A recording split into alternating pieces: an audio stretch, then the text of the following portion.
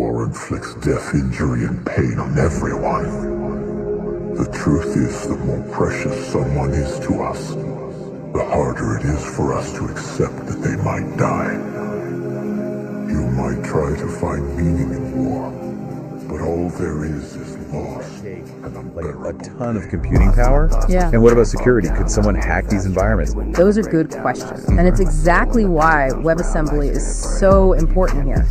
Remember, it's designed to be portable and secure. It can handle complex applications, even AI models, Right. efficiently and safely on tons of different devices. So WebAssembly is like the secure foundation Yeah. that these personalized data experiences can be built on. Exactly. It makes sure these immersive environments run smoothly on everything from your phone to powerful servers. Okay, yeah. And it keeps your data safe from, prying eyes. This is starting to feel like we're not just talking about data anymore. It's like we're building a whole new digital reality. It's exciting, Yeah. right? But let's not get too ahead of ourselves. How do we go from like these abstract concepts to actually building these subjective universes? Well, one of the most interesting developments is something called prompt programming. It was mentioned briefly in that GPT-3 paper you sent over. It's basically using natural language Right. to give instructions to AI. Like, imagine saying, hey, create a virtual library for me where all my books are organized by genre and author, and make it easy to share recommendations with my friends. Wow. The AI takes your instructions and builds that environment just for you. So instead of writing code, we're just talking to AI, telling it what kind of digital experiences we want. Exactly. It's about giving everyone access to these powerful technologies, letting anyone shape their digital world according to their own vision. This is mind-blowing. We're talking about a future where, like, the physical and digital worlds blend together. Data becomes a part of us, and the only limit is our imagination. Yeah. And remember, this isn't just about, cool gadgets or flashy visuals. It's about giving individuals the power to control their own data, to build digital environments that reflect Wake their... up to reality. Nothing ever goes as planned in this accursed world. The longer you live, the more you will realize that the only things that truly exist in this reality are merely pain, suffering, and futility. Listen. That's a really powerful message. But with all this talk of personalization and customization, I can't help but think, what are the societal implications of all this? That's a super important question, and one we need to think carefully about. On the one hand, these technologies have the potential to make the digital landscape more fair, more accessible, where everyone has the tools to, shape their own online experiences. Right. But couldn't it also lead to more division and isolation? What if people just retreat into their own personalized echo chambers, only interacting with data and information that reinforces what they already believe? That's a valid concern. It really highlights how important it is to build these technologies with ethics in mind. We have to make sure that these personalized experiences don't come at the cost of, social cohesion or a shared understanding of reality. So it's not just about building amazing technology, it's about building it responsibly, with a deep understanding of how it could impact individuals and society as a whole. Exactly. We need to have open, honest conversations about the ethical implications, and not just with, tech people and policymakers, but with everyday users, like you. This has been an incredible journey. We've covered so much, from multi-party encryption and biometric passwords to subjective universes, and the potential impact all this could have on society. It feels like we've only just scratched the surface. I know, there's still so much to explore, and I'm excited to see where this conversation goes next. Me too. But before we get too carried away, I have one last question for you. If we're really heading towards a future where our digital environments are so personalized, so responsive, what does that even mean for our sense of self?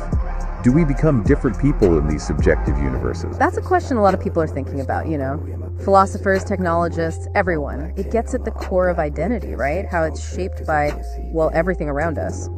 If our digital environments become almost like extensions of ourselves, mirroring our moods, our preferences, even our subconscious desires, does that change the lines between our physical and digital selves? Yeah, it's like taking the idea of online personas to a whole new level. Instead of just, creating different profiles for different platforms, our digital identities would be changing all the time. based on how we're feeling, how we're interacting. Exactly. And that leads to some really interesting questions about, being genuine, how we see ourselves. If we're always surrounded by these digital reflections of ourselves, are we shaping them or are they shaping us? Whoa. It's like a digital hall of mirrors. You can't tell what's real anymore. And that's where balance is so important. I mean, sure, these personalized digital experiences, they can be amazing, empowering, but we can't lose our sense of who we are, our own control. We have to be aware of how these environments are affecting us, make sure we're not just letting algorithms and data streams make all the decisions. So it's not just about, jumping in head first. It's about being aware, being critical of how this could affect us. Absolutely. We need healthy skepticism, right? To question the information we see, the experiences we're having.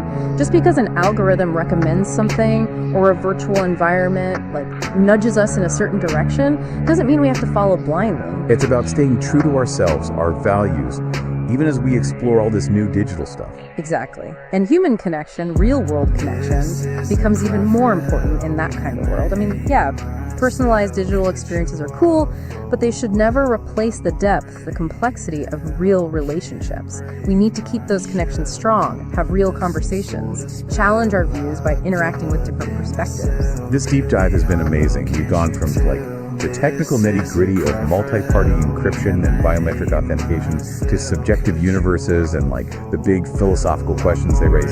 It's so clear that you're not just interested in the technology itself, but in how it can, empower people, create a digital world that's more human. And that's what makes these conversations so exciting. We're not just talking about ones and zeros. We're talking about the future of human experience in a world that's changing so fast. So for our listener who's clearly passionate about pushing boundaries, exploring what's possible, what's the one thing they should take away from this deep dive? I think it comes down to this. Embrace the possibilities, but don't forget to be cautious too. The technologies we talked about, they have the potential to completely change how we interact with data, with each other, even with ourselves. But it's on us, all of us, to shape those technologies responsibly, to make sure they serve humanity and lead us to a better future. That's a great note to end on. As we wrap up, I want to leave everyone with one final thought. We enter this new world of personalized digital experiences. Let's stay curious, stay critical, and most importantly, stay connected to what makes us human. Thanks for joining us on this incredible journey.